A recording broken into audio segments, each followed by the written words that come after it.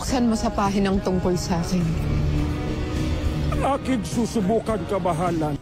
Tapos na ang journey ni Michelle D bilang si Hara Cassandra, pero updated pa rin siya sa Encantadia Chronicles Sangre.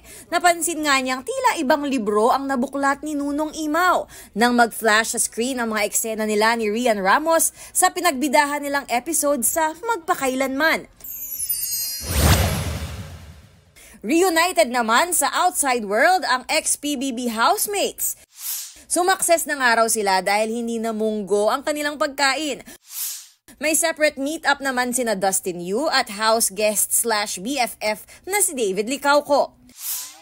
Habang ang Shukla at Dusty Duo, atake ang pagpapasaya sa It's Showtime. OA! Apaka-OA! Ito nga pala yung tinapakan ko, nandito na sila. Bukas ang big night ng PBB. Magkakaalaman na kung sino sa duo ni Chares, Rawi, Asver at Breka ang tatanghaling big winner. Ano kiniklaim mo? Nauna ka?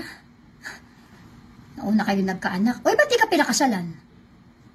Mag-isip ka. Bakit hindi ka pinakasalan? Ako pinakasalan. Usap-usapan sa social media ang galit na patutsyada ni Gladys Reyes at ang emosyonal na paglalahad ni Vina Morales.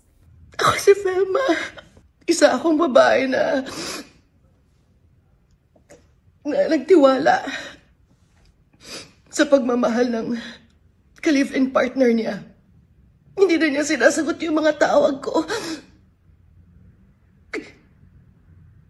Nalaman ko na lang may nabuntis siyang iba. Yun ang pinakasalan niya. Ang intriguing posts halos paniwalaan na ng netizens, pati ng ibang artista. Kalma lang dahil in character lang daw ang mga premyadong aktres sa upcoming serye na Cruz vs. Cruz. Veteran showbiz columnist na si Lolit Solis pumanaw sa edad na 78. Ayon sa kanyang anak na si Sneezy, inatake sa puso ang ina habang nasa ospital. Bumuhos naman ang pakikiramay para kay Solis mula sa mga nakasama niya sa industriya.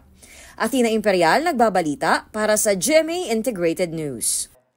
Huwag magpahuli sa mga balitang dapat niyong malaman. Mag-subscribe na sa GMA Integrated News sa YouTube.